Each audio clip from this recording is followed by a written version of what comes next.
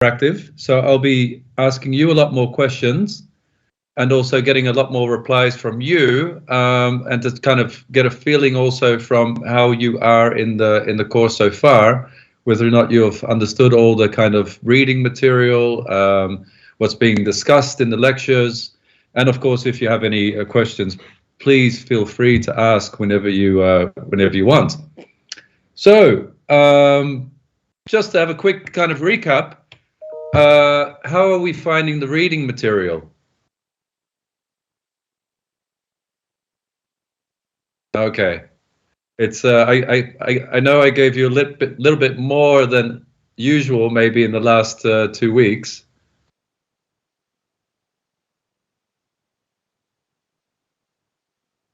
Yeah, it's quite a lot. So hopefully these lectures also give a little bit more of what I mentioned, an intuitive feel to what it is that we're talking about before we get into all the complex mathematical calculations, and you lose yourself in there. So don't, like I said, don't get disincentivized by the complexity of the reading material.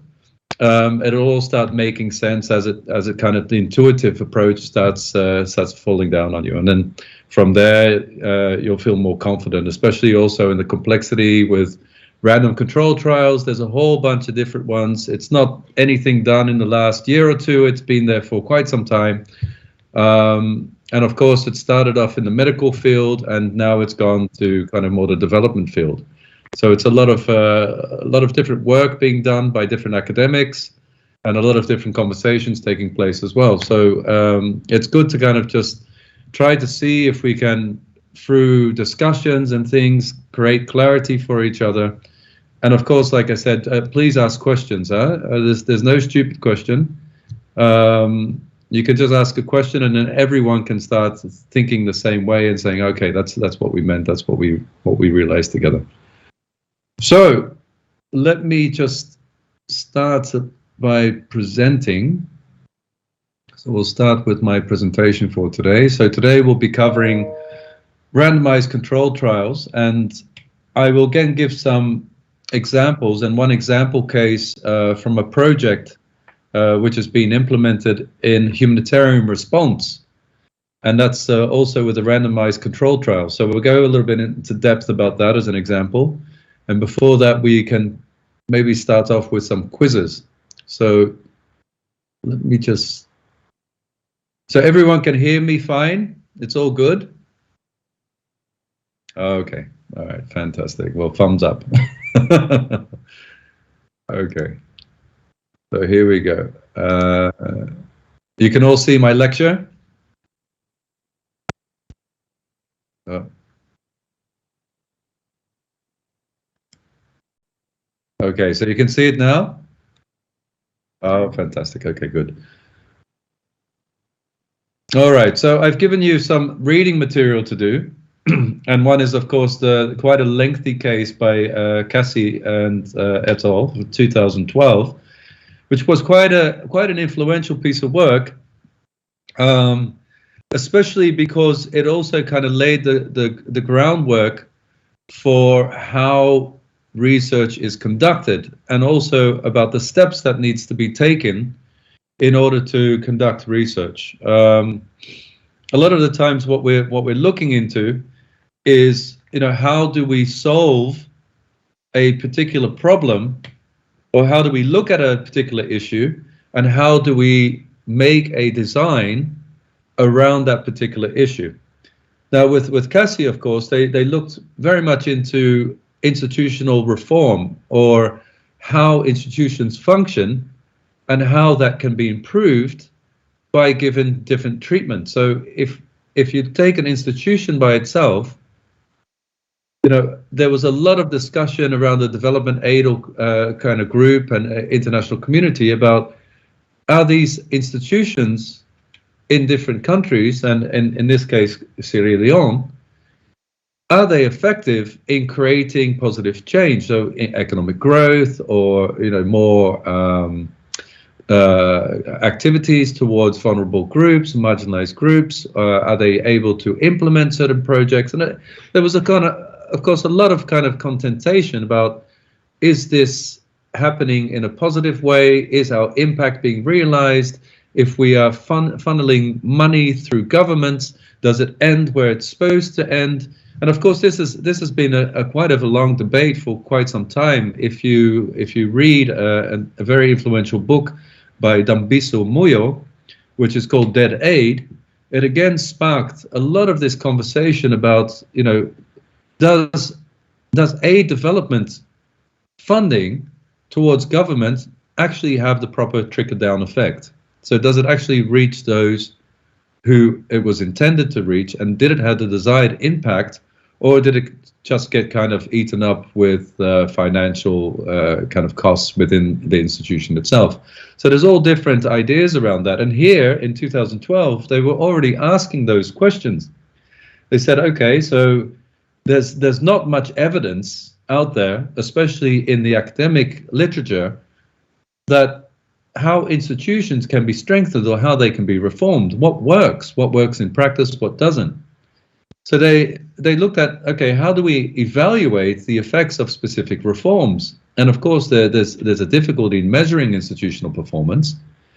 So this study by Cassie was really looking into different interventions, different treatments that were given, not just to the institutions in order to create an institutional reform, but actually also looking at a community-driven development. So not just giving money, let's say, to governments or established institutions, but also looking at new institutions, for instance, female collective groups, or looking at structured community activities that were funneled through different community groups that were enacted by the community themselves. And also, in that sense, looking at how do these community groups, for instance, hold different institutions to account. So if you have a hospital providing services, certain people working in that hospital, for instance, nurses or so forth, they might only be concerned with people in the hospital, especially line managers or, let's say, staff management, that will do a review of their performance.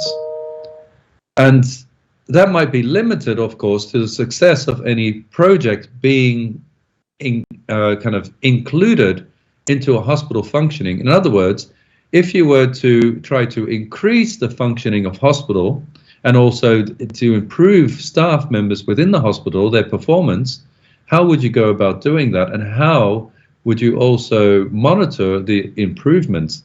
So one could, if you had an employment contract, of course, after a year, you would see someone looking at your performance and then seeing whether or not you would get a new contract, or you would continue with your contract as a civil servant, or whether or not there's any performance review. But what happens if that was coming outside of the organization? So in this sense, there was community groups that were actually holding these people, these nurses and so forth, to account. So one of the main things that came out of Cassie is, how do we deal with a huge amount of different information, and how do we deal with coming up with a specific design for a project whereby we analyze the data in different ways? And what we found, and what was found actually beforehand, was that a lot of studies would do what's called cherry picking. So if you have a whole bunch of data from doing your actual intervention, but you don't really know beforehand what it is that you're looking for. So you say, okay, we give an intervention, we give a treatment. What is the impact of that treatment? So maybe we were looking at something specific, but we didn't see that we have a causal inference, or we didn't have a causal impact. So we have all this other data that we can kind of cherry pick from. And the cherry picking term really comes from having a whole bunch of different information that you can pick and choose from in order to see whether or not there was any effect. But you could argue, of course, whether or not that's a plausible approach to any real research design. And that was a big question at that time. So if you look at, for instance, data mining, So looking at going into all your information and trying to find causal relationships, or trying to find that there was an impact here or there, without really showing that or demonstrating that in your proposal or in your design from the very onset. And there's a question of authenticity, but there's also a question of course, whether or not that design or whether or not that project set out what it intended to do. And in the academic field, we would then be looking at, well, whether or not the information that you have is credible. And that leaves a lot open to a discussion, but also scrutiny. And we went into that a little bit last week about how your work can be scrutinized. And one of the things that came out from that whole discussion was, well, why don't we kind of put together what's called a pre-analysis plan? And next week, the guest lecturer, Manuel Bizungo, will also be talking to you a little bit about how that's done. So how do you put together a pre-analysis plan? And what does that mean, actually? And when is it done? When you're thinking about a particular project or a particular research design, when does a pre-analysis plan come about? Shante, you had a question.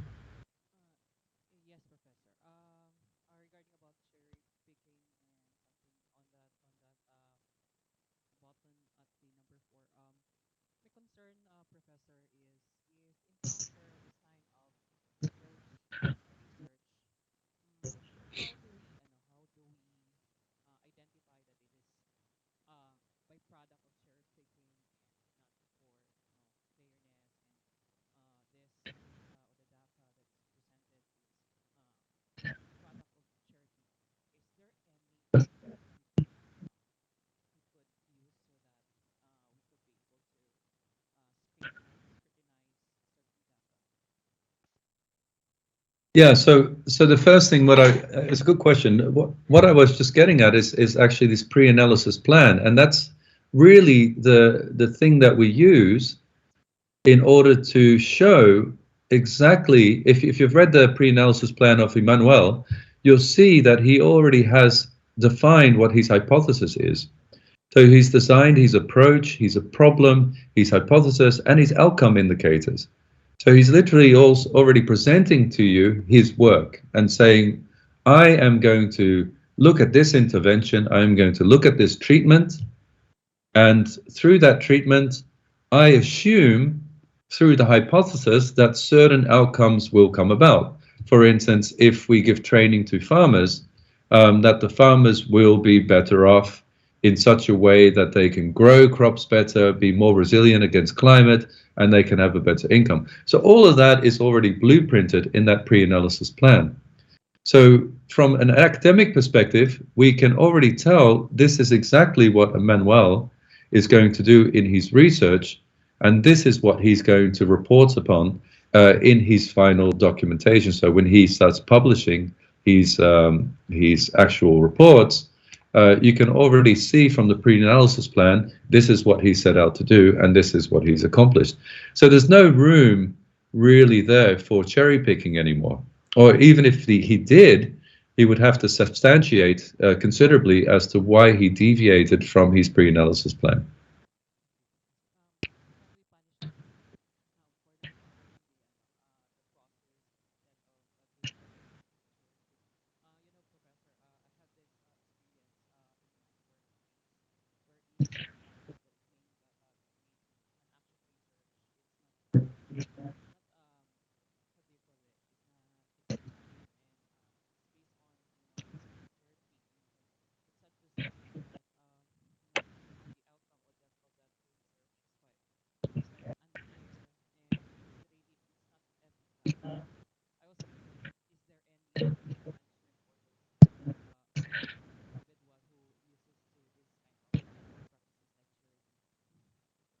Yeah, no, it's a great comment. So, yeah, in academic circles, I guess if you want to start building a repertoire with your other kind of academic fellows, they'll start looking at whether or not you followed this. So cherry picking is not something new. I mean, this is something that when you look at an academic paper, you can already see quite quickly.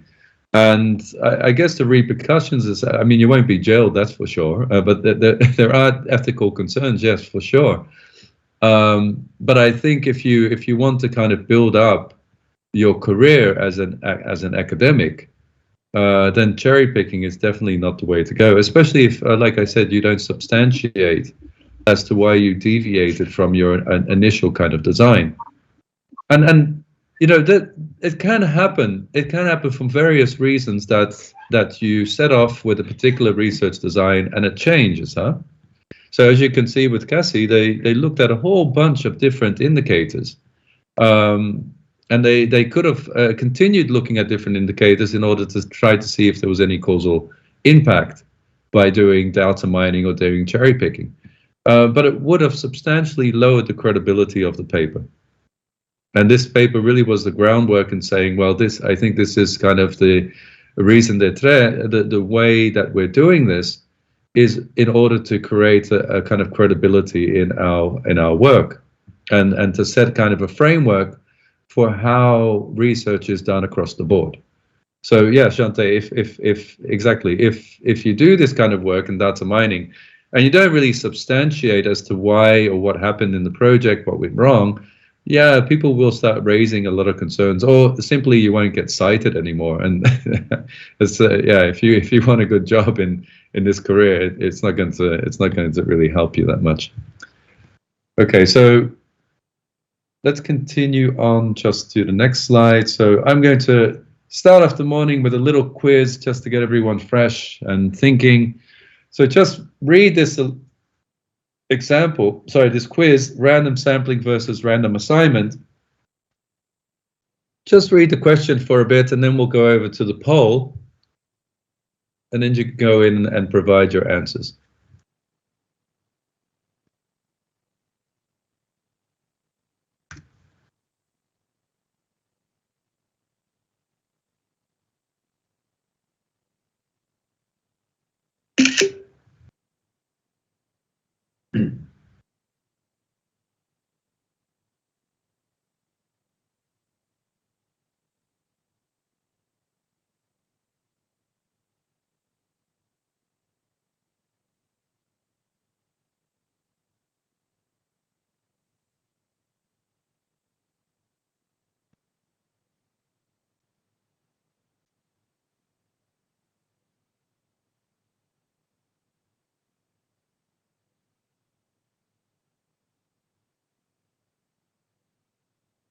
What to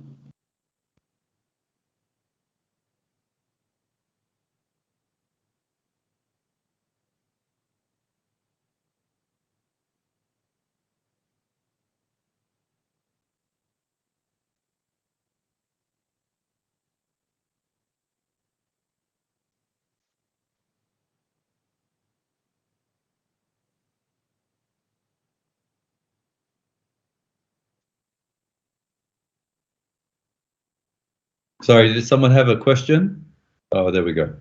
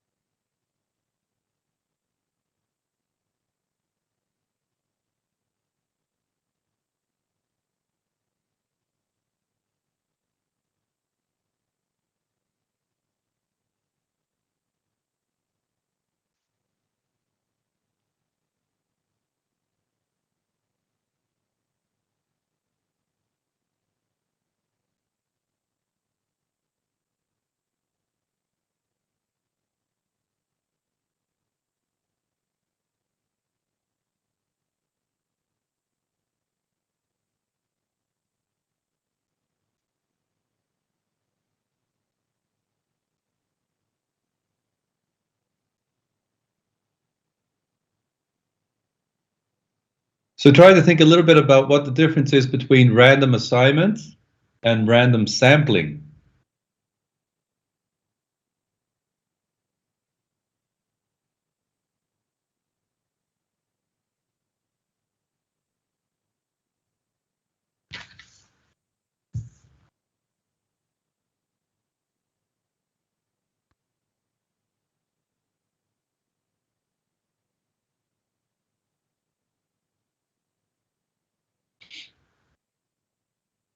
If you haven't made a choice yet, just pick one. It'll be fine. Don't worry.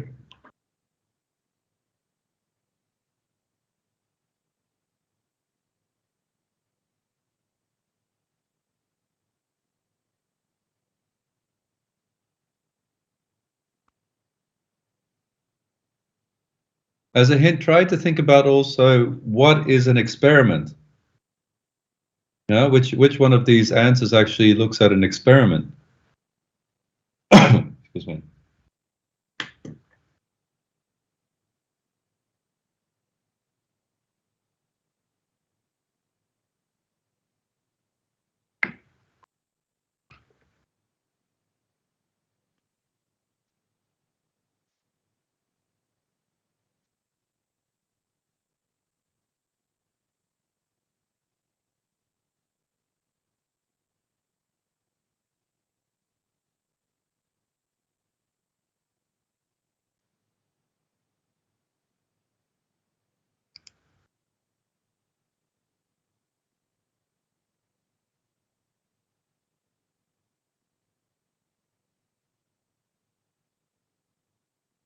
Okay, so yeah, I think more or less everyone's given their answer now. If you haven't, just try to punch it in. But does anyone want to give it a go? Explain why they chose A, B, C, or D, and it keeps changing. I'm not quite sure, but okay, A, C, D, B. But which one? Why you chose which one? If you don't, I'll just pick a name, and then I'll try to get the shy ones.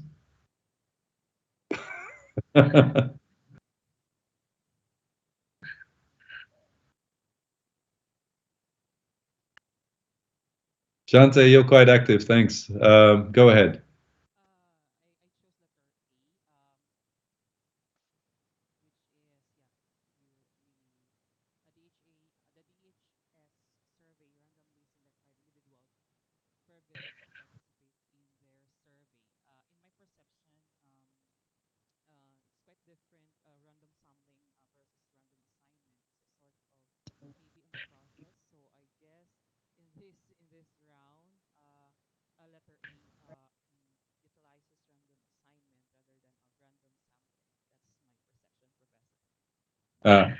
So would you say that A is different than D?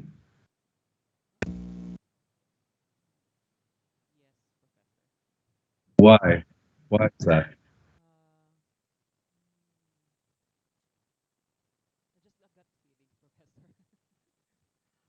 So yeah, so but they're both randomly kind of grabbing a sample from the population, huh? So does anyone agree with Shante? I mean, there's a few years, 58% is quite the majority of people. But can someone substantiate on why A is the correct one for random assignment here? May I, Professor? Yeah, hey, please go ahead. Hand up. Yes, sir. Yeah. Sir. Yes, sir. You raised your hand. Actually, Shaisal, I'll try my best one. Okay. I choose letter A, the DH, the S survey. Next time, participate in their survey. So my little knowledge here, sir, is that research, it should be specific. It should Yeah. not get all of the people, but uh, some specific person to chosen to participate. Yeah. Yeah. Good. It should be Good. specific, like smart. Yeah. Definitely. Sorry, I sir. I agree. Thank you. Carol, you had your hand up, but now you dropped it. And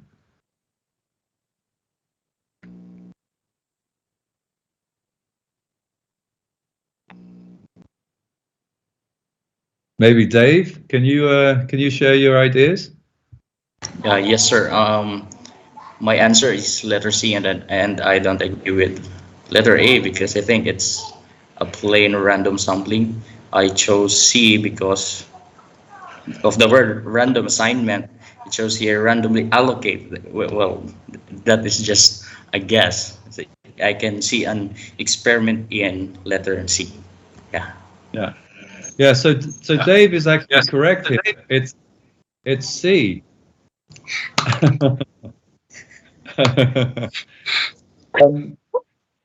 He also made us spot on because what we're doing here is we're not just grabbing a random sample, huh? We're doing an experiment. So what we've been discussing in the last 2 lectures is we need a viable control group. So where is it that we can find this control group? And if we take C, we're also looking at apples and apples comparison, huh? Something that I'll say again and again, because with any of the kind of impact that we're trying to derive, we always have to make sure that we're comparing 2 very similar groups. And there could be what we call subject. It can be, people, it could be so forth. But normally we need a similarity between those who are being treated and those who we keep as a control group. So those who are not having any treatment. And the comparison between that will show us the causal impact. It will show us the difference between those 2 groups. But we can't do that if it's not similar. And if we take, for instance, a DHA survey from 5 individuals per village to participate, we don't really know if we're doing an apples-to-apples comparison because we're simply just taking 5 individuals. So if we take C, both of these participants, both of these groups have a rare disease, which is a commonality between the both. And then they're in this kind of treatment, this project, if you may, getting an active treatment. I think someone might have to turn off their microphone. Okay. Carol or Shante, I think your microphone is still on, and I don't see anyone else. And Yasser, you can turn off your microphone. So Dave, you still had a question. Is that correct, or is your hand just still up by accident? Oh, okay. Okay, good. So, no, that's fine. Don't worry.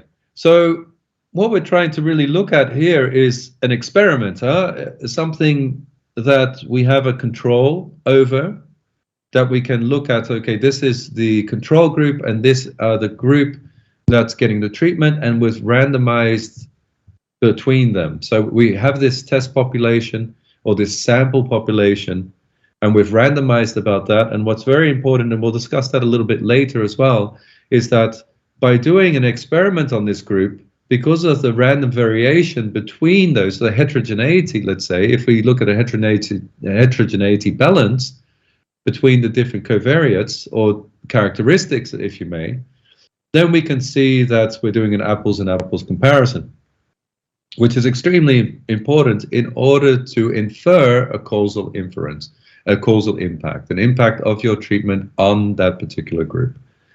And in order to do that, again, we need a control group and we need a treatment group, which is similar in as much form, as much characteristics, as much as we can. We don't look at things that deviate from that. So, okay. So we'll go now back, and I have the next one for you, which is again a little quiz. And the quiz, I'll just get you to read it, and then we'll go from there.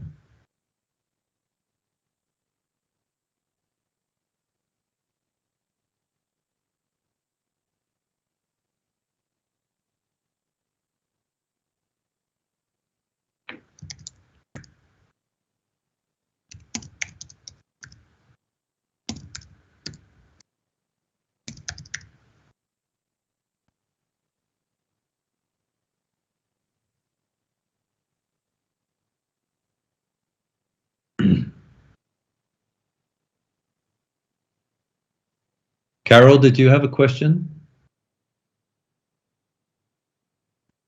The previous quiz, sir, actually, I was trying to give my opinion. However, Sir Dave already gave his opinion. Oh, okay. Okay.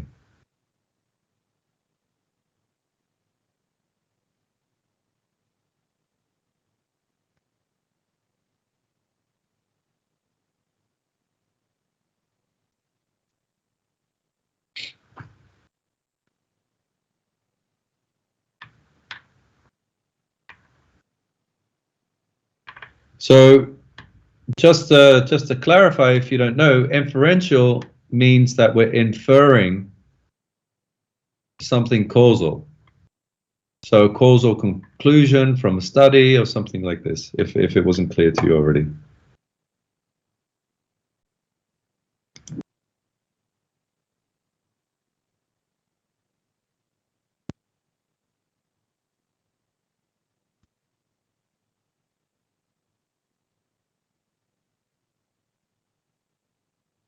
So as a hint, it's a little bit of whether or not the randomization, and if you followed a few of the links that I provided in the emails, you could see that some of the times the questions that are asked is randomized assignment done properly?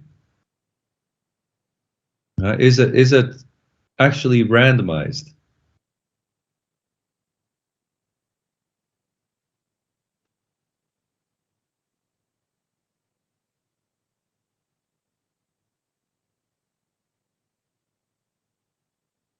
And this question here, this quiz, is a little bit more looking at the design of a project. So how we go about designing something.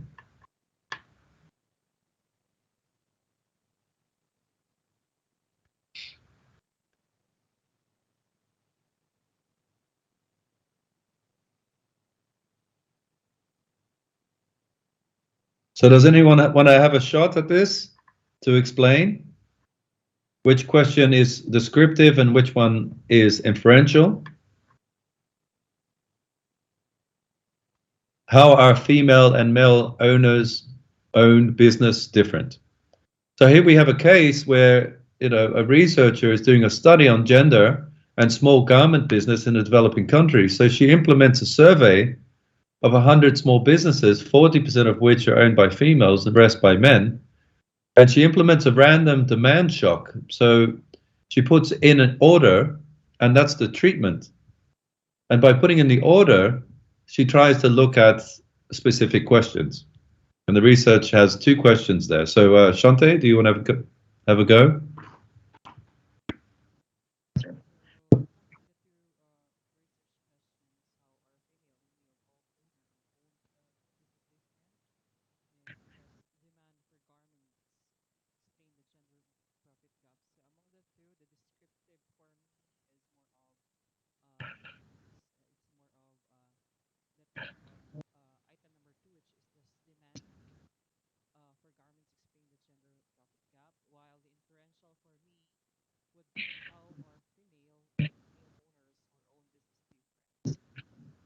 Okay. So if you were to infer a causal impact on how female and male owner or owned businesses are different, how would you go about doing that?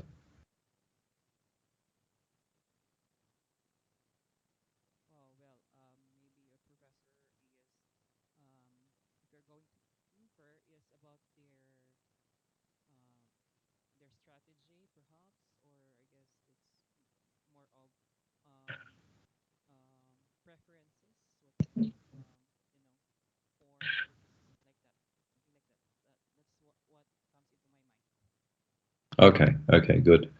Carol? Yes, sir. Good afternoon, everyone. I'd like to input my headset, sir, because our neighbor is having a party right now. Wait for a sec.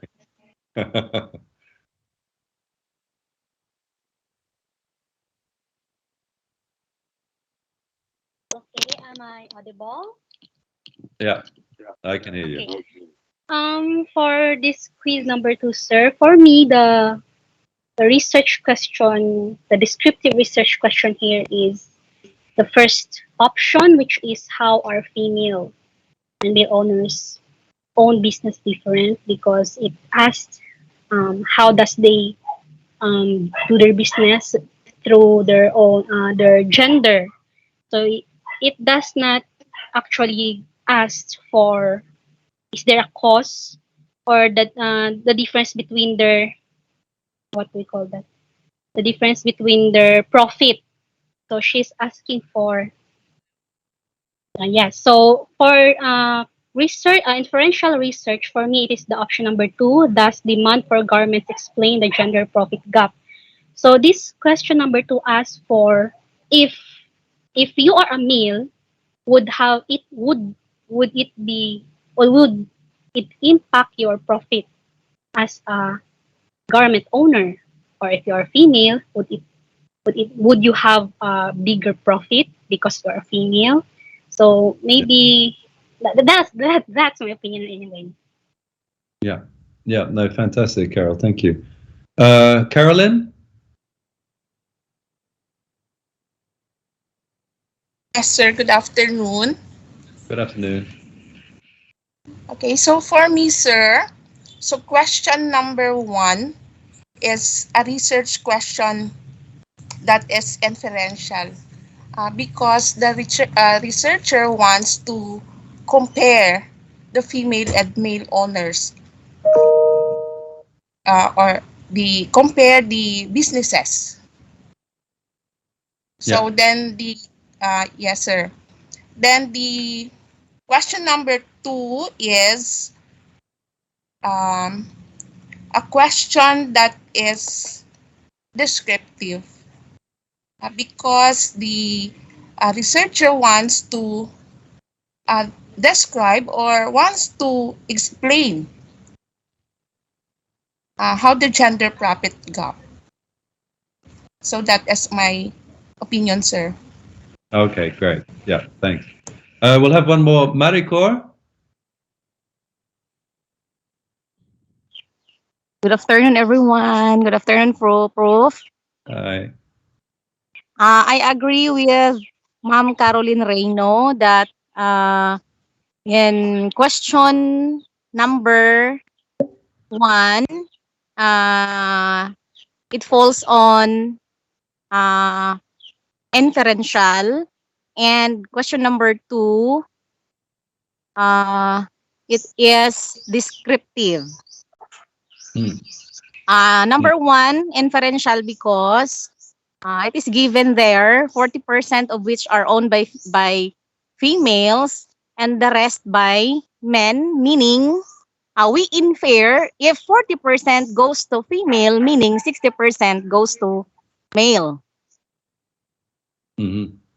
Then question number 2, it is descriptive because it is also given the 0, 5, 0, 5, and 10 is describe the demand of garments, explain the gender profit gap po. Sir.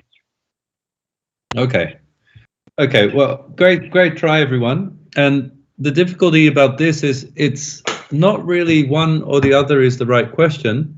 In this sense, the inferential is actually the second one. Does demand for garments explain gender profit gap? And the first one is actually more descriptive.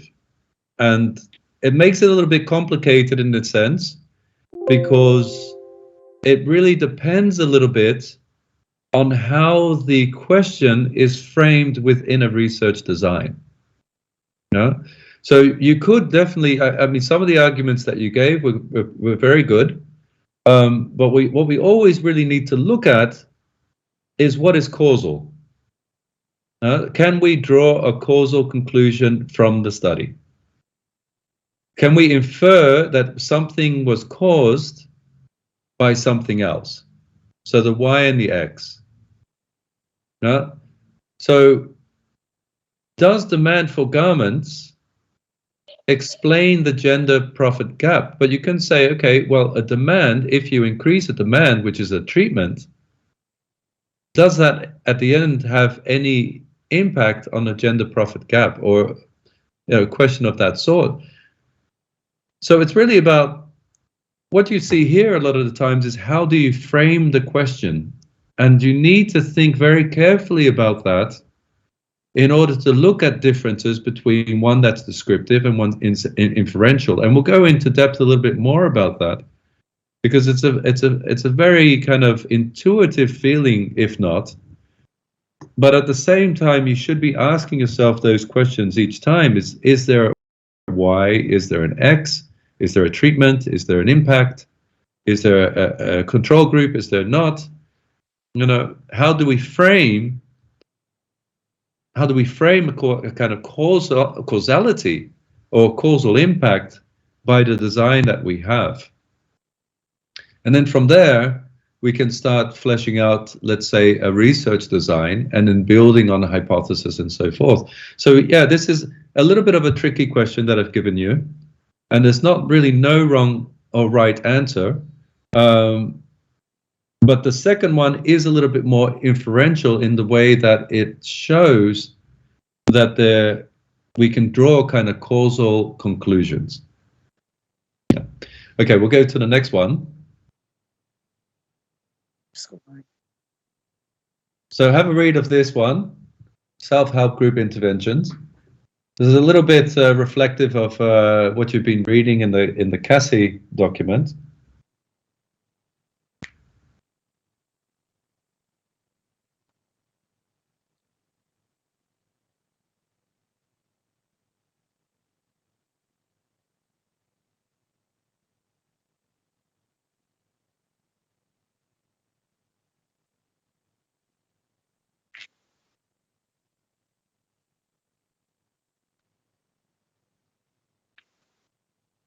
Self-help prevention. Data.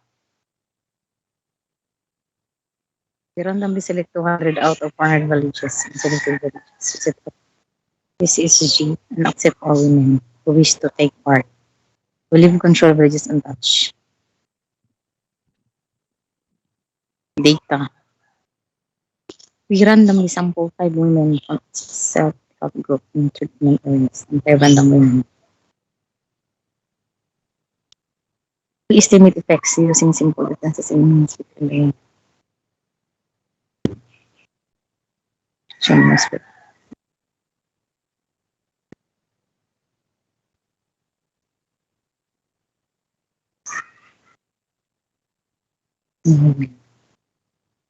Fair. Data. We randomly select 200 out of 400 villages and selected villages. We set up a self-help group and accept all women who wish to take part. We randomly sample 5 women from each self-help group in treatment areas and 5 random women in control areas and measure their home income. Analysis. We estimate X using simple differences in years between the women. So I see 2 hands up, Shante and Carolyn. Are they just from the previous question, or did you have a question for this particular quiz?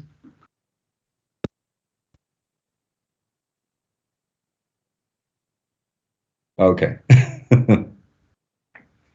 I'll give you a few more moments just to think about it.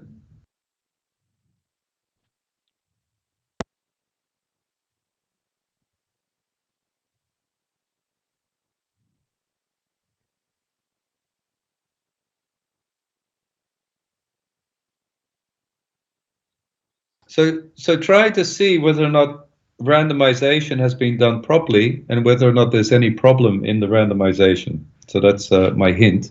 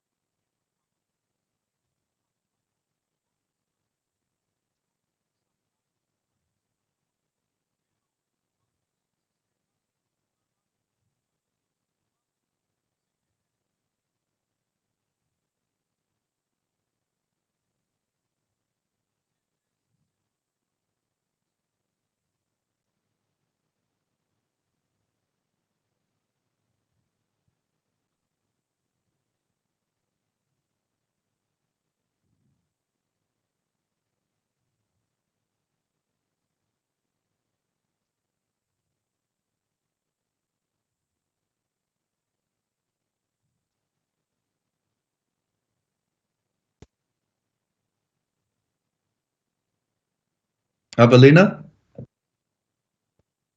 Did you have your hand up? Yeah. I think the self-help group intervention is on the analysis because of the word we estimate effects. Mm. Yeah. Does anyone see anything wrong with this design as far as randomization is concerned? May I, sir? Yes. This research, in the inquiry part, we seek to assess the effects of an intervention. So Yeah. how did they choose this random 200 women? Did they choose because of their income? These women, because of course in every household they have different income in every household. How did they choose this 200 randomly? They said randomly, but how did they choose it randomly? Next would be, that's we randomly sample at the sampling, sir. We randomly sample 5 women from each self-help group in treatment areas and 5 random women in control areas. They did not specifically mention here if these villages are, of course, apple to apple differentiation of these two, the control group and the treatment group. So I am wondering if this, what standard, or yes, what standard did they use to choose these 5 women from the treated and 5 women in the income, and how sure are they that they are sampling this apple to apple? Next, we estimate effects using simple differences in means of between the women in treatment groups and in the women in control groups. Means of differences. What did they use to measure their differences? Is they in their income or on their business? And those are my questions, sir. Yeah. Exactly, Carol. So, I mean, if we look at a randomization, if I were to answer your first question, we say that okay, the assignment is that randomly select 2 out of 400 villages, huh? So they must have used a kind of music. Okay, let's see if we can find out what it is. Okay. So there's a random selection of 200 out of 400 villages, but what the key here is actually that they randomly sample 5 women from each self-help group in treatment areas and 5 random women from the control areas. So that's really what they're trying to do here. So you can say that, okay, they've received a little bit more funding and they want to specifically look at these particular women. Now, the problem here is that it's not random anymore because these women have self-selected themselves into these self-help groups.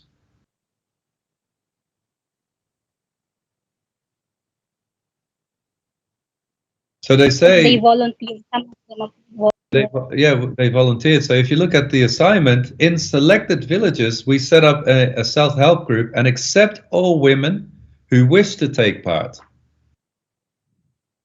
Our randomization is really that you have a list and that you randomized amongst that list. You could, for instance, kind of from the beginning, you could say, okay, we have a certain criteria. For instance, if you're doing a farming project or an agricultural project, okay, they need to be farmers. So that could be a characteristic. But once you have that list, you randomize amongst that list. You can't say to farmers, do you want to take part in this project? Then it violates the kind of internal validity. So there's a bias present, and we'll use that word a lot throughout this course, is selection bias and bias to this and bias to that, and you'll hear nothing else but more and more bias. And what you always have to do is look at the assumptions, clear assumptions for a randomized control trial, and see whether or not in this design they've been met. And through self-selection, you kind of violate one of the assumptions of the randomized control trial, and that is itself whether or not there's compliance, whether or not they're all genuinely random. In this sense, we have 5 women who have actually self-selected themselves to the group.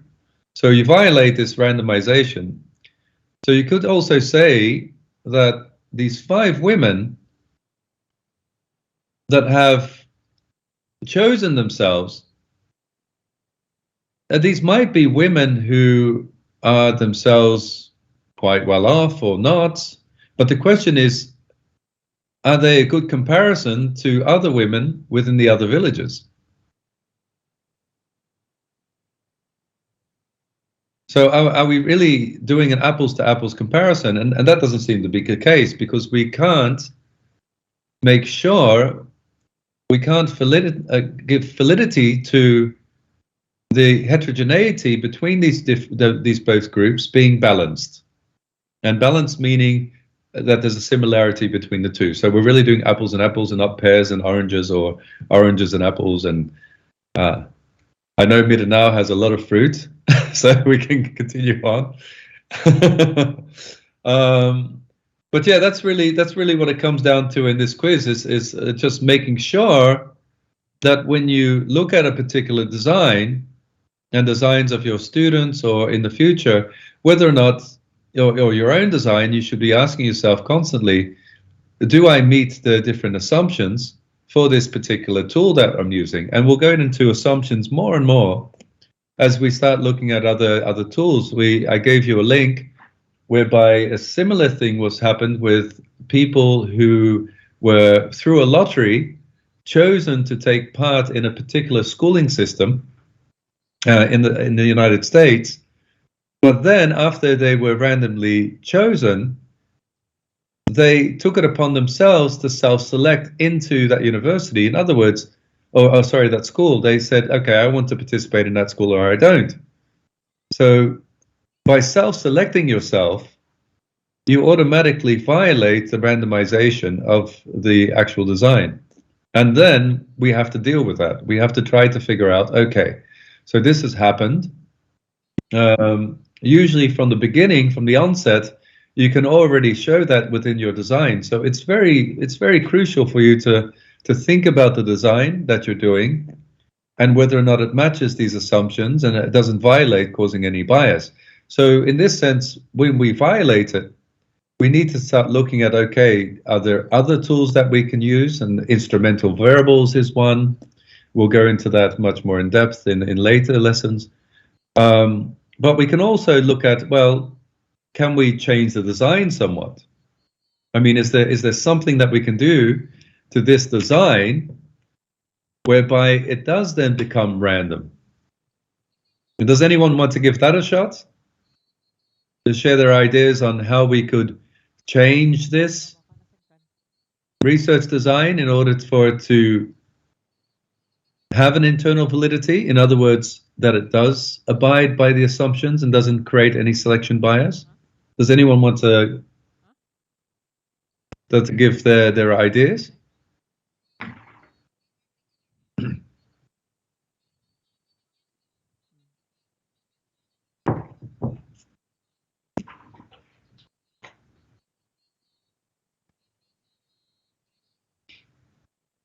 Okay, should I try to pick someone, or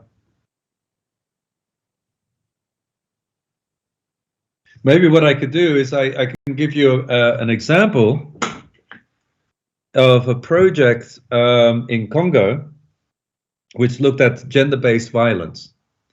So with gender-based violence in Congo, the hypothesis was that violence, especially to women and to men, sexual abuse, things like this, was something that was very common and almost to somewhat accepted because of the violence that was remained after the Civil War. So many years of civil war, they started looking at, okay, so how can we create an intervention whereby participants could self-select? Let's say they could self-select into a particular group where they would get information and training and whatnot. So these kind of self-help groups, whereby they would get information about what violence is happening, what you could do against that violence, what was your rights. And the whole project would have 80 different villages that were treatment and 80 different villages that were control. But the way that you can account for self-selection is by randomizing at a cluster or a block level. And the cluster level is at the village level. So you look at your actual subject not as the individual anymore, but you look at it as a village. And what you're doing is you're comparing a village whereby there are people who have self-selected to get this help, and you're looking at a control village where that kind of self-help group is not provided at all. And then what you do is you can randomize a number of different individuals within that village, and then you can look at differences between the two. And of course, also you'll be accounting whether or not people in the village that received the treatment actually took the treatment or they didn't. So there's ways of coming up with new designs in order to make sure that you don't violate the randomization assumptions. So if there is a violation, you could look at, for instance, moving to a different subject, which in the case of this, an example would be women, but you might actually be able to just look at a village. And if you have enough villages, then there's enough villages there to also infer causal impact. So there's ways of modifying, let's say, a village design or, a project design if an actual assumption has been violated and there's bias. So that there's always different options open to you on how you can go about that. So there's really three main assumptions when it comes to randomized control trials. And in order to make causal claims, you need to abide by three core assumptions. And the first one is, random assignment of subjects to treatment, whether or not they are actually randomized, whether or not there's a compliance to the actual randomization. So has the randomization been done properly? And in the last case, you can straight away see that it hasn't. And that's what you always should look at when you're looking at, for instance, a design of a project, whether or not, and they state that it's a randomized control trial, whether these key assumptions have been violated or not, which is then causing a bias. The second is a non-interference, or SUTVA, stable unit treatment value assumption. And what that really looks at is spillovers. So you never really know that, let's say that I give a treatment within a village and there's a whole bunch of different farmers, and I've randomized amongst different villages, and I'm giving a treatment in a particular village, and I have in that village, I have a control group and I have a treatment group. Now, who's to say that I give a treatment to a group of farmers and they don't go and talk to the neighbors who are in the control group, and they give exactly the same information from the training that they've received? So that means there's a contamination or a crossover or a spillover effect. So it actually decreases the impact evaluation that you will have, because the farmers that are supposed to have no treatment whatsoever now have knowledge of the treatment and have probably implemented that. So if your key question is looking at, have farmers implemented technologies on their farm through the training that help to build resilience against climate change, and you're doing that against a control group, you wouldn't really see any difference, because at the end of the day, you will see that both the control group and the treatment group have implemented different measures. So your treatment, your training itself will render ineffective. So it's always good to look at whether or not there's any potential spillovers in your design, and whether or not your design needs to be modified so that you lessen any spillovers. So that could be having a village where the treatment is given, and have a village where the treatment is not given, and then control between the two. To really look at the differences between the treatment group and the control group. And then, of course, looking at the different list of farmers that you have in your project, whether or not there's heterogeneity between them. So whether or not the characteristics are the same, so that you can do a proper apples to apples comparison. And the last one is excludability. So this really kind of looks at whether or not the farmers that you've selected into your project, whether or not they continue in that project or not, or whether or not they decide to kind of drop out. And in a research design, there's all different ways to deal with attrition or to account for attrition in your design. And one could be, of course, that if you have a farmer who has dropped out of the project and you can still have contact with that farmer, he's still extremely useful for information as to why he dropped out or what happened. But it still is very plausible for your research to take that into account, especially within your regression. So looking at also the amount of people within your test group, let's say, and if you look at in the medical field, if you're giving particular subjects or people a treatment which is a medicine against a control group where they're not getting anything, let's say a placebo, and you're measuring them over a period of time, then you can say, okay, well, I can measure that over that period of time and look at the causal impact. But if these test groups, the people who have gotten the treatment, are no longer able to be found, you might have a much larger control group as compared to your treatment group, and that raises a whole bunch of different issues. So going on a little bit also from the design of your project to theory.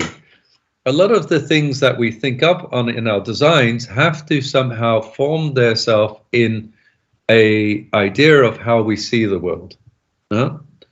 So in this course, we're looking a lot at social science.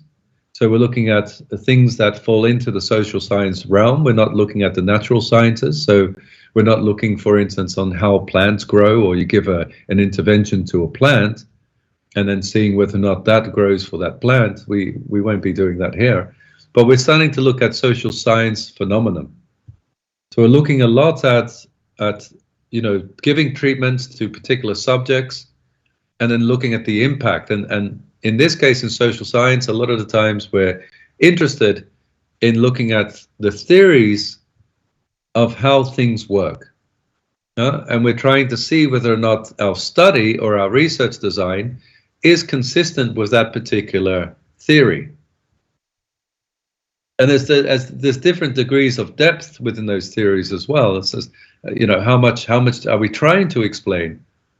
What are we trying to explain in our particular design of our project?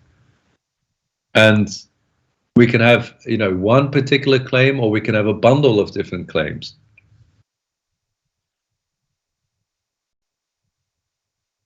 So the importance of theory is really there is how do we ground our research in a particular theory?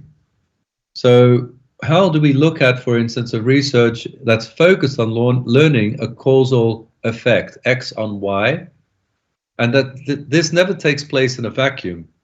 So there's a lot of theories already out there as to, or let's say assumptions that have been made as to, for instance, in education, if you increase your education or if you invest in your education, that would then itself lead to more income earning capacity at a later stage.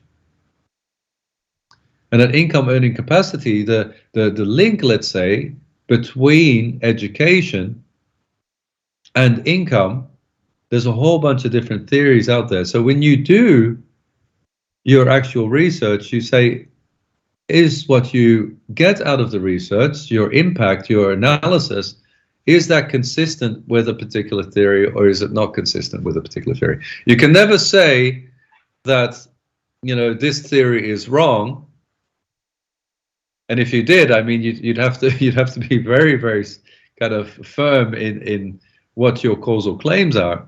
But you're always either consistent with the theory or you're not consistent with the theory. And if you're not consistent with the theory, you might actually want to start challenging that theory.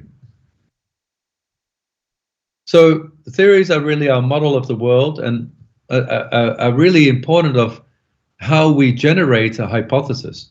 How do we go about something? And to give an example, if we look at, for instance, a very kind of simplistic model, if you may, to identify variables of interest and a specific which variables are causally related to which other variable. So in this sense, our theory is kind of, if you have resources, and if we take, for instance, the Philippines with the impact of climate or cyclones and things, you could have an hypothesis, which is that people who have more resources, who are then affected by the cyclone, have a much better ability to cope. They have a much better ability to deal with the repercussions of the climate extremities and then pick their life up and continue. Their mental health might be better and their physical health might be better. So this is a general way of the way that we interpret the world, and we have a kind of theory that's built around that. So we can look at the different theories and then say, okay, this is more or less what people have discovered. These are papers that have been written about this. This is what I'm interested in. I'm interested in looking at the causal impact of an extra year of education on the outcome, which is an increase in income. Now, that could be a choice of experiment that you want to do. And then you can look at the particular variables. Now, if we were to go to exactly the same, now we're modifying this because we're actually coming to an experiment. We're looking at, does aid that increases the resources, but then at the same time we're looking at conflict and displacement. So during a period of conflict and displacement where resources are depleted, does aid, and this could be then your treatment, does that itself lead still to the ability to cope of the people who are getting treated against, of course, the people who are not getting the aid? What would have happened if they did not get the aid? So always asking yourself, if there's a particular intervention, a treatment, what is the result of that treatment? And your why can be your ability to cope, or it could also be your mental health and your physical health.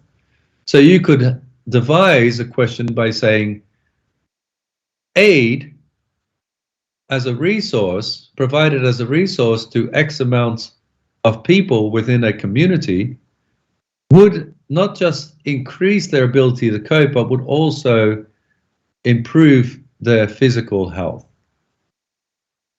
And then you would say, okay, your hypothesis is such, how do you go about building an actual research design around that? Do you use randomization?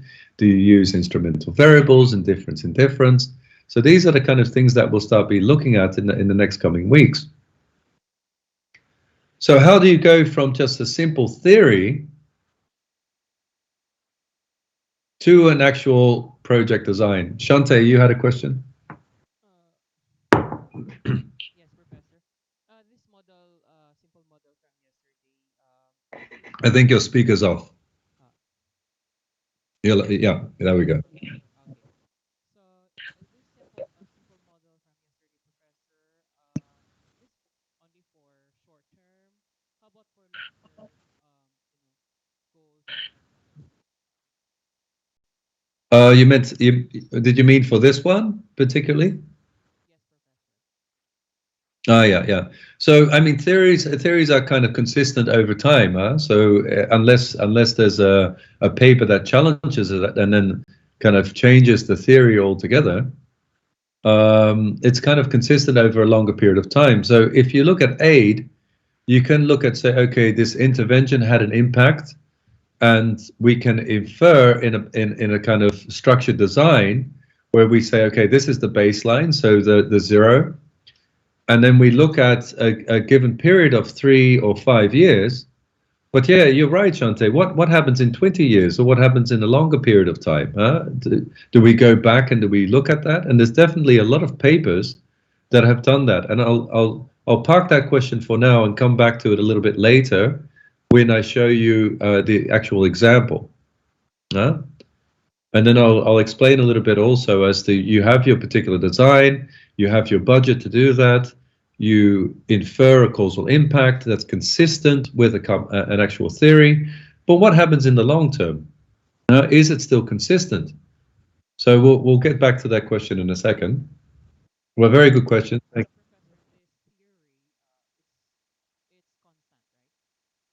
you. Yeah, yeah.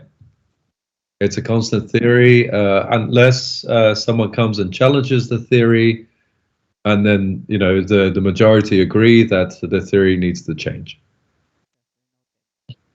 Yeah, and of course the theory, yeah, that's the beauty about academia, is sometimes you have theories from completely different faculties that also apply. For instance, the randomized control trial was never really applied to development work until it was looked at by Defoe and her colleagues, for the Nobel Peace Prize, as to how do we use randomized control trials as a kind of golden standard for development and improving, let's say, the welfare of millions around the world, which is then consistent with the Millennium Development Goals or the Sustainable Development Goals.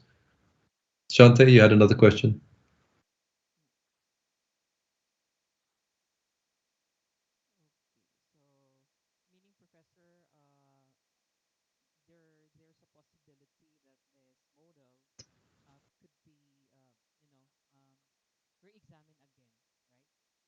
Oh, of course, yeah, yeah. There should always be scientific inquiry as to whether or not a particular theory needs to be modified or adjusted. And I think, yeah, the more knowledge that's created through the different projects that we have, we can always question, if there's more very plausible projects being undertaken that are not consistent with a particular theory, then you can argue that the theory itself is incorrect, or not so much incorrect, but let's say not that needs to be reformed or relooked at. Carol?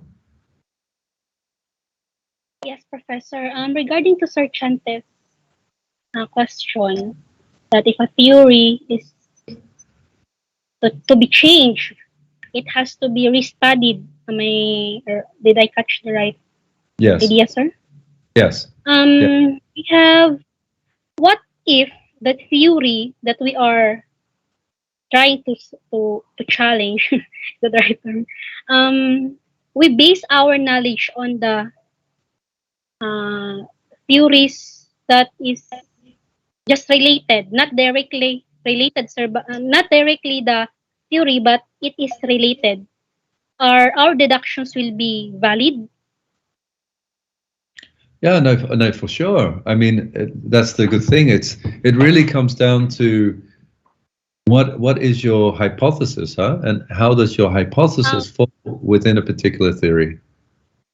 We have an article review actually on the other subject, Professor, and we are studying an article, and the article is challenging a theory from his deductions, using I forgot the topic, using the ideas that he read from other theories too, Professor. Actually, yeah. Will his idea, or will his idea on the theory will actually disqualifies the authenticity of the theory? Is that right? In a way? Yeah. Yeah, no, I understand what you're saying, Carol. So, like I said, we can look at the way that we see the world, and we can challenge people's theories. And I mean, just to give, not to get too complicated, but to give a simple one, for a long time, the theory was that the Earth was flat. So people believed that, and you know, people wrote papers or had discussions that were consistent with that theory. And of course, science progressed, and eventually they said, well, you know, we've done our analysis, and it doesn't look like we're the center of the universe or that we're flat. And there were competing theories there. So, of course, this is always a mode in transition. The way that you interpret the world, the way that you see the world, and whether or not, when you do a particular research, whether or not that's consistent or not consistent with a particular theory or a bunch of theories. So, in the sense, what Carol was saying is, if you see that, you know, there are other competing theories that also matches your design, you can utilize them in order to create a more strengthened argument as to why you see through this experiment that the world it works in a particular way. So just to move on a little bit, so it really comes down a little bit sometimes to your research question. Sorry. How do you frame your research question? How does it produce knowledge that we care about? Of course, it needs to be something that people care about, or that you care about, or that it creates, you know, if you want to get funding, a lot of times it's what projects or project organizations care about, what the government cares about. And, you know, you frame kind of your research question around that with a good kind of understanding of the theory or the competing theories. And then try, once you have that research question, to try also to form different hypotheses. Yeah, this treatment for the farmers, this training, will lead to an increased resilience against climate impact. That's an assumption, that's a hypothesis made, and you can of course make that much more smart. And you know, when we look at social science phenomenon, we're very much interested in governance, in politics, and economics. You know, there's a lot of papers written about how economic growth is to be stimulated at the rural areas, what interventions work, what interventions don't. And, you know, we need to kind of make sure that we have proper research questions in order to have credible answers. So ask the right question in order to get the right answer. There's something that we really need to think about. Or you have your colleagues as well, that if you put together a particular design and hypothesis, have people challenge you. Don't ever be shy about that. Always have people challenge you, because it really increases the rigor of your actual analysis. But it also, of course, leads to a due diligence. So you don't want to actually do any more harm, and, you know, at worst case scenario, but you also don't want to waste resources. So just before we go to a break, because I've been talking for a little bit, stretch legs in. But yeah, I mean, if you look at a research design and the impact of community-driven development, which is the Cassie paper, you know, we could consider two possible research designs. We can do a survey with 60 respondents, or we can do a survey with 12 respondents in each of the 236 villages. And the question is there a preference for number 1 or 2? Now, for 2, you might say, well, okay, we have less respondents, but we have much more villages. So that might actually lead to what we call a better system of power. And we'll get into that a lot later as to what power is. You know, do you have enough people in your sample in order to infer a causal inference? And whether or not it's random, or whether or not you can do it this way. So a lot of thought is being put into what are the different designs of projects that you have, and what tools can you use. Okay, so sorry, I had there as well. It's just your fitting design, the trade-offs, the hypothesis, and the measurements plan that you want to have. I think what I'll do here is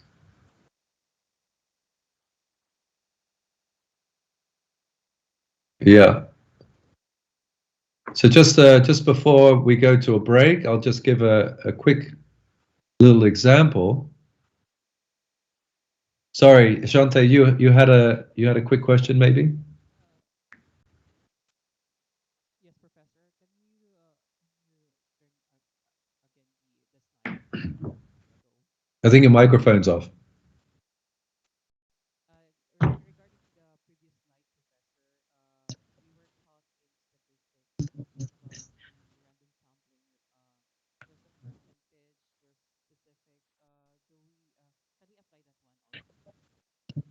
Oh no, of course. I mean, yeah, in statistics, of course, you'd look at the 95% confidence intervals and, you know, the kind of bell-shaped curve as to whether or not you reject the null hypothesis or not. So this is really kind of your statistical look. We'll go into that a little bit more depth in a later session. Yeah, but you're completely right, Shante. Yeah, I mean, when you do a design, of course, you want to see whether or not you have enough in your sample in order to state that there's a significance, but also that you can reject the null. And the rejecting of the null is, of course, that there actually was an impact, that there actually was a kind of effect that took place.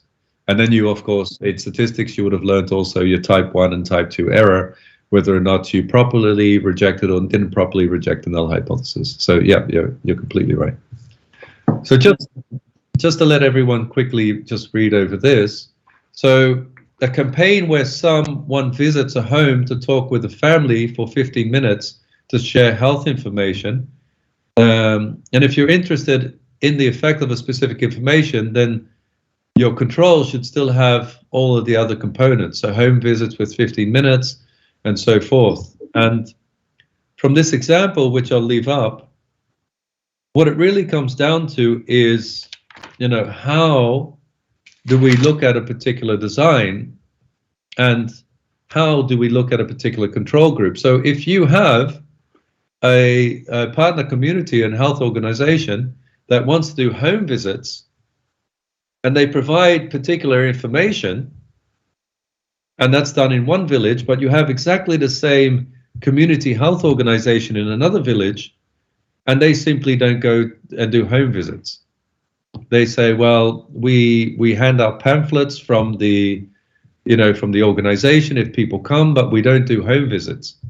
So sometimes you'll run into issues, and we'll get into that in the second half of this lecture, is to, you know, if there's a particular project or there's a particular scenario that you're in, as a social scientist, what we really need to do a lot of the times is how do we adapt our particular design to a specific situation?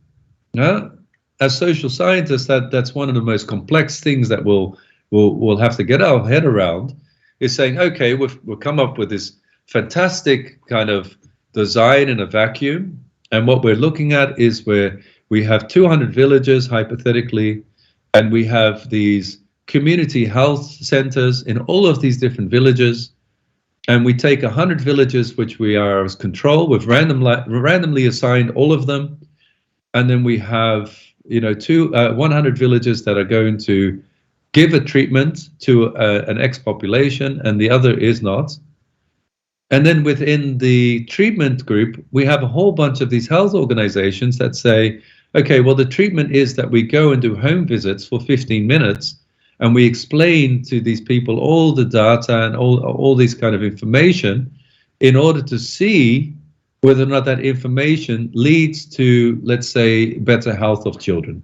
So we can look at kind of a theory that states that by providing more information, oh sorry, for some reason my speech just came on.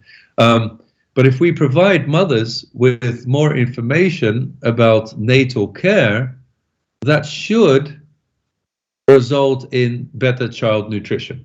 So that's our theory.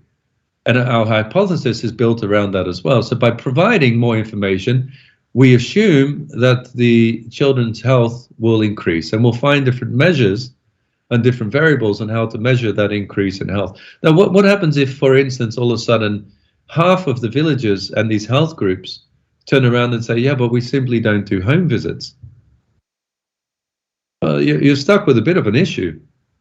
So I'll leave you with that thought now before we go just to, providing you with the next half of the lecture. Let me see if did I stop sharing? Okay, so stop presenting. Okay, so does everyone see me? Okay, great. Hi, everyone. So let's take a 10-minute break. We'll come back, stretch our legs a little bit, have some bit of fresh air, let all this information sink in, and then we'll go back and I'll show you a nice little example whereby all of this will kind of come into play, and you can see how all these different questions come together. So yeah, I'll see you in 10 minutes. It's now, what time is it now? 5:30 there it should be. So let's meet at 5:40. We'll come back and do the second half of the lecture. I'll try to finish on time. We might go a little bit over, so sorry about that. I know it's Friday and you're all eager to go out and have dinner and party, or maybe just go home to your family. But yeah, let's have a 10-minute break and I'll see you all in a sec. Okay, thanks.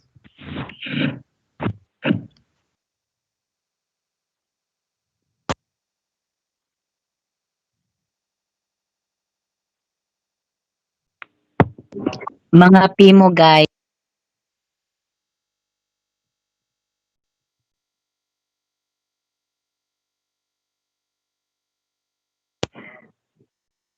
Hi, Ma'am Ira.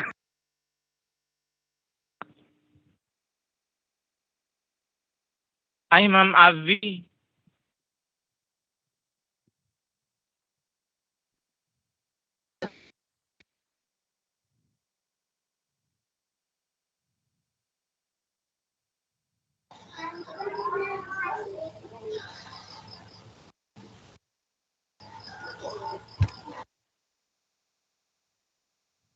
Kagabi na dyan sa ni Ma'am Iron.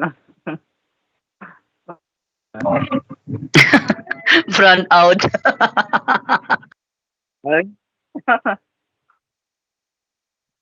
Burn out ba dyan, Day? Naman nag-unmute. Hindi siya brown out dito. Oh my God. Kakainis naman. Nalate ako kanina tapos hindi na ma-open dito sa laptop, sa ano ko, sa cellphone ko. Ano ba yan? Ako rin. Super late. Hindi na ako maka-open. Tapos tinatamad ako. O, 4:30 naman tayo sunod. Tapos binayaran ko Kasi pa talaga yung school. tricycle pa pala lang magmadali. Sabihan niyo si sir mamaya. Can we at 4:30, Charot? Sir Chanti, please! 4:30, sir!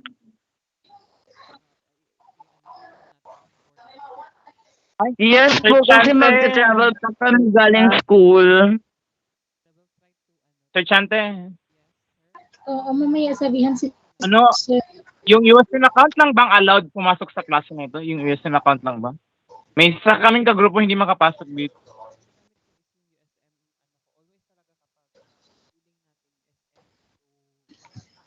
May kaklase tayo na wala ng USM account tapos hindi siya makapasok good. Pwede ba siya maggamit ng other account? Sir Arjo, dito sa Google, sa Regular account ko lang. Okay lang man, regular account. Sa akin, regular account lang. Tapos hindi na Nakasali ma-open. kayo sa invited emails. Di ba every day, every week, or yung schedule natin is naka-invite tayong lahat. Yes. Yung invited account, So yung kaklase natin na walang USM siguro, mabigay ba siya ng account na mga bago? Okay, sir. if meron kayong account, make sure to inform sir para mailagay kayo as guest. Ay, tama no. Si Ma'am Yes, kasi Claro ba? Hindi siya naka-in ngayon. yes, hindi siya talaga Wala siya makapasok. instant account. So dapat magbigay siya kay Sir Don.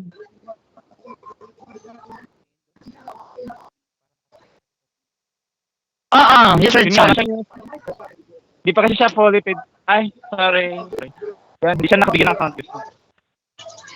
Magbigay siya kay Sir Don.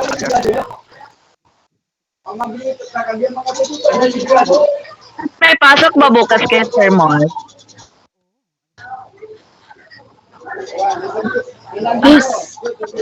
Ay, saka magre-report na kayo, ha? Oh my God. Besh, baka nakalimutan mo, pang 5 ka. Excluded na ako, hindi na ako included. Pang pito pa ako, Besh. Ay, si Sir, ano pala, si Sir Moydin. Saan na siya ngayon? Parang mo. Instead na mag-ano kayo bukas sa akin, magtanong kayo sa report ko, magtulungan nyo na lang ako ha, mga be. Hindi ko naiintindihan, wala ako naiintindihan. Busy naman. Please ha, please. Na-stress ako ngayon. Super. Tagalan mo sa alip para hindi ako mag-report agad. Alam niyo bakit ang dami-dami nung sa akin na report? Bakit hindi yan binigay kila Sir Chante? Ito kasi lang pinaka-active. Sana sinabi mo na lang kay Ang dami masyado. Sir, nabigyan na. Sana dyan kay Ma'am Abby, Sir Sana Chan. sinabihan mo si Sir na dalawa tayo. Ano ba kasalanan ko? Mag-transfer na tayo, Ma'am Ira. Ma'am Abby, dapat Mag-transfer na tayo. yun yung madami kasi content. Mag-transfer tayo sa sa Sharif. Kasi 1 year graduate na tayo. Gusto ko yun na ano na tayo eh. Oo. Alam mo, for promotion na Alam mo, sila. nanonosebleed ako sa English Tapos na eh. sila.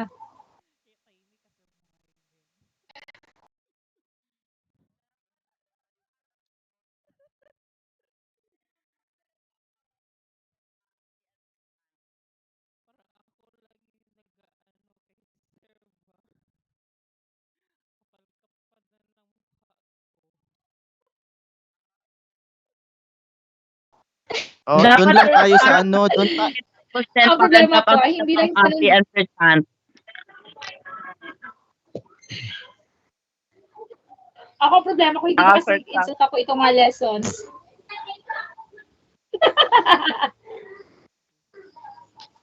So, ang nag-work before sa iyo? Hindi pa ako nakapagluto. Hindi lang ako kagani. Oo. Answer lang.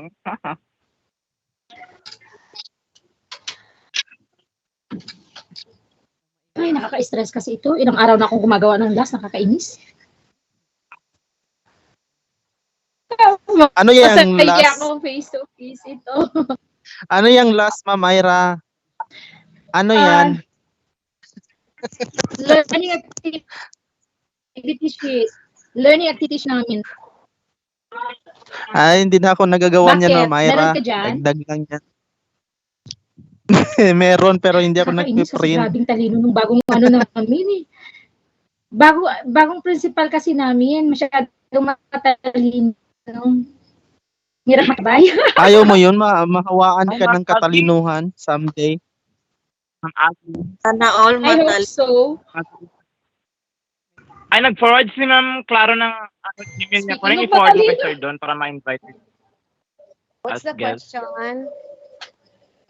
Ano ba nangyayari sa nag-create ano? ng para ng- Ano ba nangyayari dito sa MS Games? Hindi makita yung sa ano. Parang i-forward mo kay Sir Don para ma-invite siya. Eh, magpaano pala ako, mag-switch on ako ng ilaw. Bigay na lang na, I-forward ibigay ko sa'yo, Ma'am. ko yung email address ni Sir Don sa GC natin, then you personally email him that you have yung email address. Yung hindi nakapasok. Kasi kung hindi ka invited, hindi ka makakapasok. Ako late, ako. Nakasetting siya as open to Eh, anyone. bakit sa akin, Ma'am Abby? Yung sa akin naman, Ma'am Abby, hindi na siya na-open sa cellphone ko. Ewan ko ano nangyari. Account mo sa cellphone is yung the same account email na binibigyan ni Sir. Baka ibang email address ang naka-indicate Oo, sa same. Yun lang, same lang siya. Ah, Yung ganit. Ang the best niyan is you log Hindi ko alam, out nagkausap or pa kami ni Sir out, Shante. then log back in. Ilang beses ako kanina na log-in at saka nag-log out. Kung hindi pa ako gumamit ng phone, ng netbook na ito, hindi talaga ako makakapasok. Kala ko mag-i-end ang araw na ito na hindi ako makakapasok. Hi, Sir Mo! Ang tagal natin hindi nagkausap. Hi, so I heard a very lively debate. I've just provided Ayun na siya, nagsisiswisan tayo. I just provided a number of Mr. Mondarin Marcos, who is my contact professor at USM, and I've been discussing with him as well as that there's been, of course, quite a number of technical issues with people trying to get on the call. And I've asked him also now to look at the IT department of USM and just try to rectify that. If any of you want to give him a quick call and just kind of convey any concerns that you might have, or also about connectivity and things like this, so then he can at least tell the IT desk there and try to fix it. I think maybe that's a good way of going about it.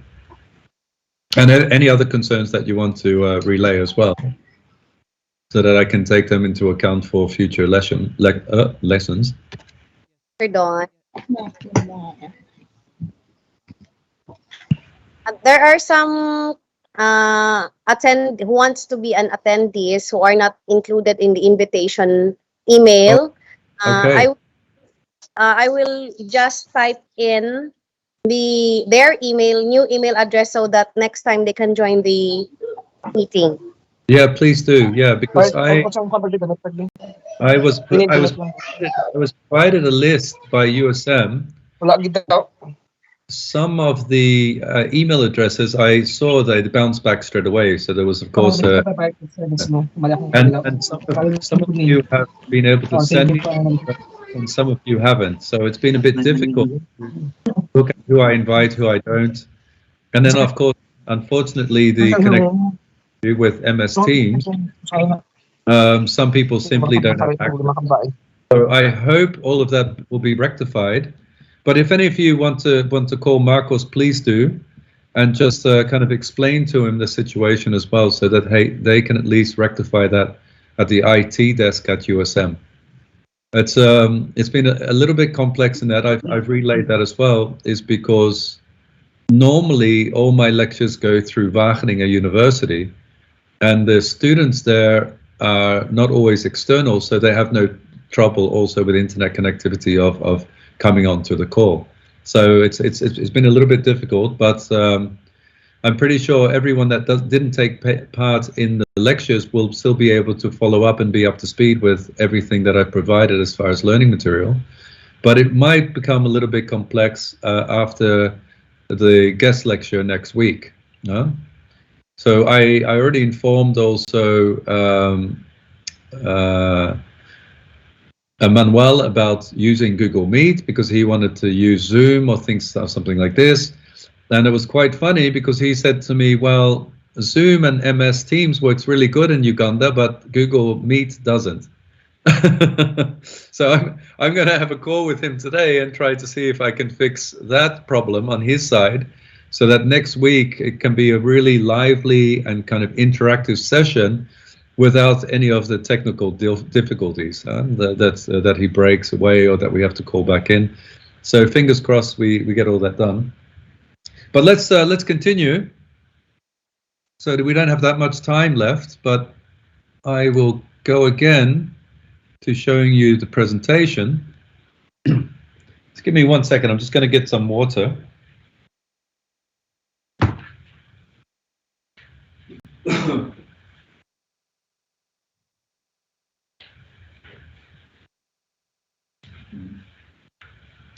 So just to start off, we're looking at the impact of humanitarian aid. Now, for countries in Africa, but also for the Philippines, this has been something from a long time, that development aid towards, especially humanitarian aid as a disaster response, is extremely important. So every every year there's an impact. There's a kind of a particular catastrophe. You know, in Africa we have a lot of kind of increased droughts that are causing the death of not only animals but unfortunately people as well. And of course, the international community has said, okay, we will continue doing humanitarian aid. The problem is, though, that, for instance, up until 2017, there's been $27.3 billion worth of aid gone to humanitarian interventions.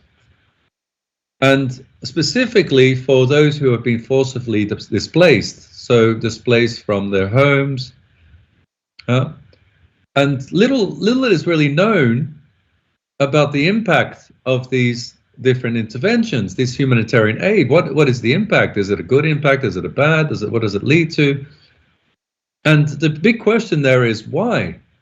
Why has there not been any proper studies done as far as the impact of all this money being spent on different humanitarian interventions? And does anyone have a idea as to why this is? Why is there such a limited knowledge out there on the impact of humanitarian aid?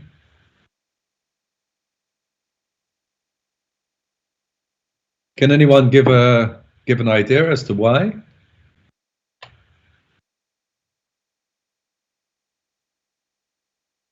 Anyone? Should I choose someone?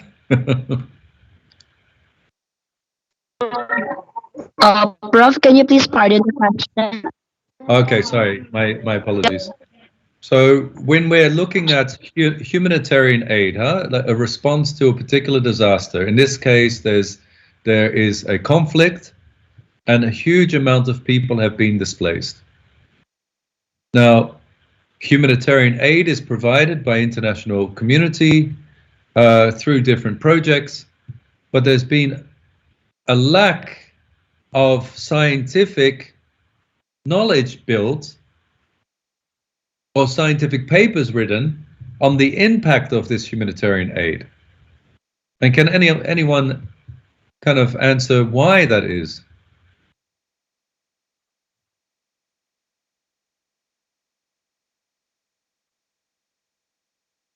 Clarice, do you have an idea?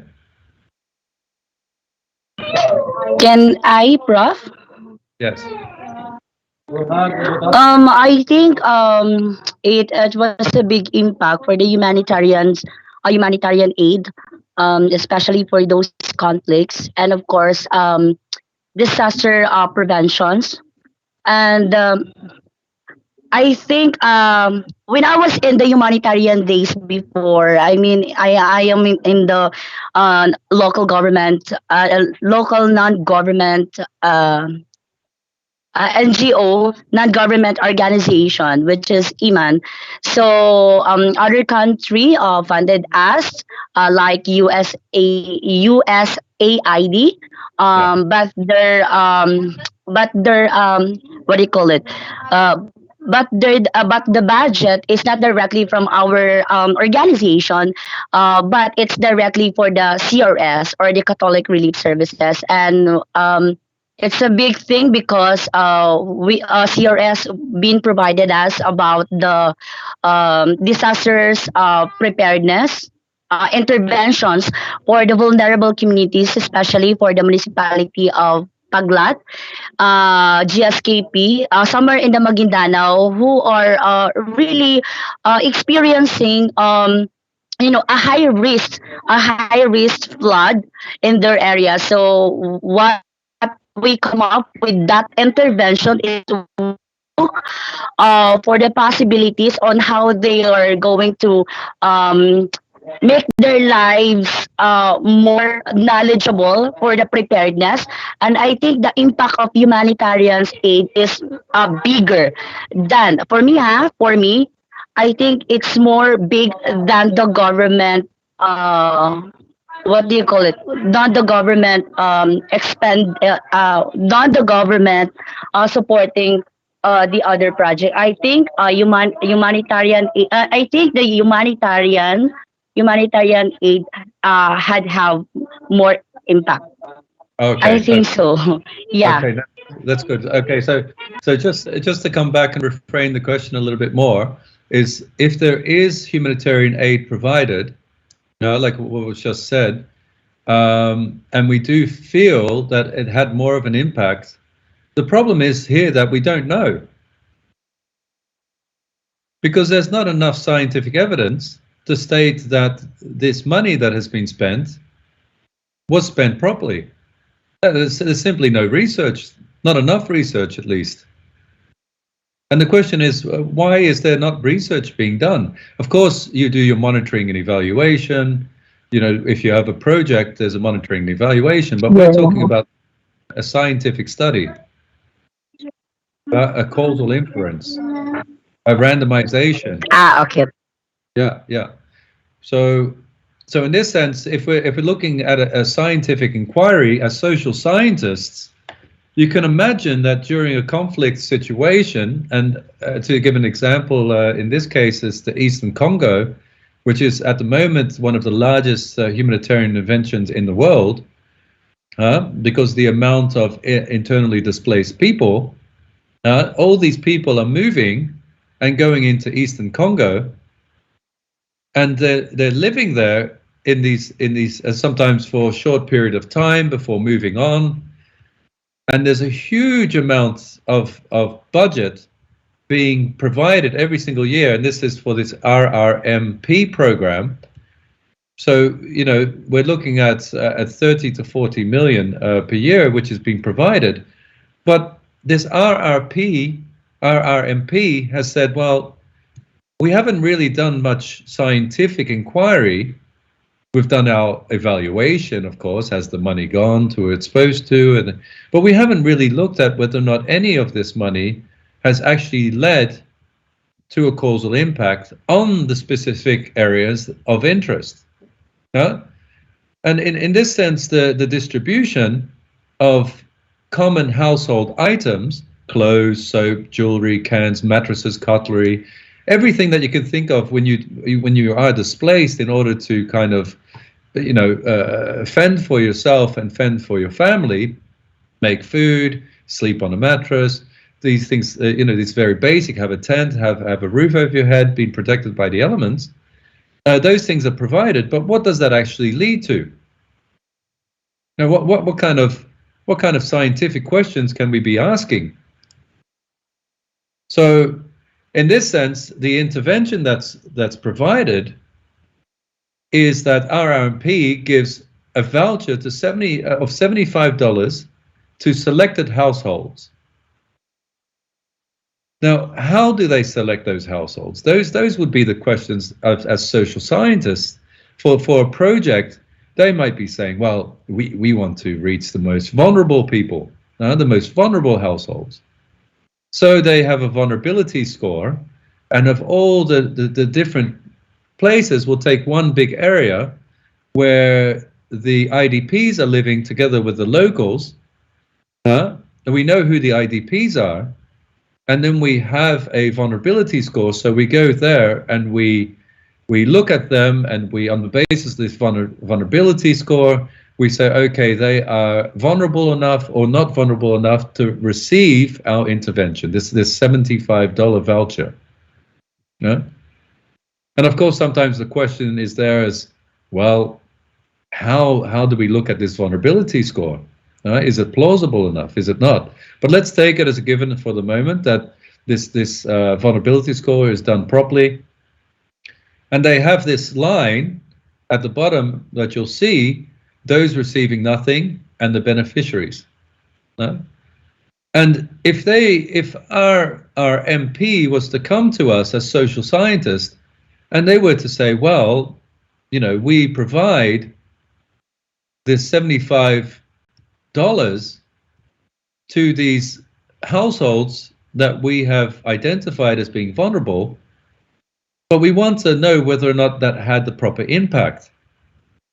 Now, the first question that we would ask is, okay, but what do you mean by impact? What did this $75 that they received, what did that lead to? So we can start already looking at a little bit of a design. We can say, okay, well, you know, there's a displacement. I hope everyone can everyone see my pointer? Wait a second, I'll see if I can swap it as a laser. Can everyone see my pointer? Is it okay? Thumbs up. Yeah, Yes, sir. good. Okay, good. Yes, sir. So we have Yes, our, Professor. great, thank you. So we have our displacement alert here. So we know that a conflict has broken out or an environmental catastrophe has happened, and these people are starting to be displaced. They're starting to move. We know this. So at one point, the humanitarian community will say, okay, we have a kind of decision at this point that we're going to intervene. So we're going to be an actor that provides something. And we create this vulnerable household list once they arrive, for instance, from the displaced area to this host community. And then within that, we have an assignment to treat at the baseline. So at this stage, your baseline, no one has received any kind of intervention. And that's very important because everyone needs to be neutral. So as social scientists, we would say, well, this is the point where we would look at the baseline survey. That's what we have a sub-sample of the population. And then from there, we give an actual treatment. And here, the treatment is $75 for a vulnerable host community, those who have met the vulnerability score. And with that 75, they go to what's called an AHI fair. And that's an area where they can, with the $75, they can buy a mattress, or they can buy, cutlery, or they can buy something else of use to them. It's up to them to choose what they're going to buy. Then from there, we can say, okay, we have a midline survey and we have an endline survey. So we can see, okay, what is happening in the midterm and what is happening at the end. What is the overall impact? And within this kind of intervention, as social scientists, we kind of have to start thinking, okay, what is a particular design, and what is the limitation that we have? And this is the camp that you can see. This is where the people have gone, and they can buy, they can buy jerry cans, they can buy mattresses, they can buy a whole range of mattresses here. They can buy a whole range of different things with these $75 as a coupon which they've received.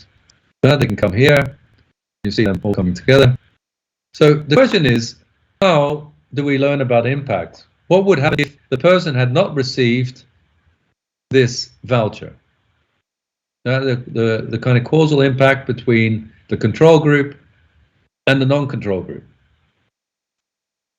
And naively speaking, if we just kind of randomly provide people these vouchers, can we say that this is an apples to apples comparison? But again, this comes back to us, like within our design, do we have a sample of these people that are similar, or are they not similar? So are they all vulnerable to the same? Are they not vulnerable? Now why can't we just randomize who gets the voucher? And it's a difficult thing that we can ask because, if we are just taking people who are all the way here and all the way here and randomizing them, we might not have an apples to apples comparison. Simply said, is because the people here who have received nothing are maybe much better off. Maybe they have more resources than the people who are very, very vulnerable. So there's no similarity between the two. And remember that, because when we're doing an apples to apples comparison, it's very much about similarity. They need to be similar than apples to apples. They can't be pears and oranges. So when we're coming to an intervention, we can start saying, well, at this very cutoff point, where the vulnerability is, the vulnerability score, that can actually show where our indigeneity is. So our indigenous variable, a new terminology that we'll start using again and again. But within that, we can start looking at different designs. We can start looking at an instrumental variable. We can look at regression discontinuity as a cutoff point, something that we'll be discussing a lot later. We can look at a randomized control trial. But how do we go about a randomized control trial? And another thing that might pop up is that if we're looking at a humanitarian intervention, and this is what I was saying before, that we really need to, when we look at our design, we need to also make sure that it fits in the context that we're working. And at the same time, it fits with the people that we're working in. In this case, the program managers and the program staff. And the program staff, they might say, well, wait a second. You know, you can't just randomly assign a certificate, a voucher to anyone in this whole entire sample. You can't just give it to people who have a lot of resources and then maybe give it to people who don't. That's not the whole point of humanitarian intervention. So within that, we might have some complexities, and we might have to say, well, okay, so how do we go about that, huh? How do we get a causality using randomization in a specific design like this, when we're dealing with ethics or response of the program staff is saying, well, why would you be giving randomly $75 to also people who just don't need it, and especially in humanitarian aid? So what you could do is, you know, based on kind of the theory that we were looking at before, and then I'm stuck, I don't know why. Sorry, just give me 1 second. Okay, so what we were looking at before is kind of, okay, so within this theory, we've made a design, we have a treatment, here are our treatments. Now this treatment here, and what we're saying is that through our treatment, it actually has an impact on improved mental health and improved well-being, improved physical health. Now, how do we go about doing that? Well, one thing that we can do is we can look at a new design or propose a new design, and hopefully that they agree to give us more funding. And in this case, in this project, which was actually done, they received some more project funding from UNICEF that they could implement into this specific area. And what they did is, right at this cutoff point, they did a lottery. So they really had people who received nothing, but also received the voucher. And they did a lottery and randomization there as to who would receive it and who would not receive it. So they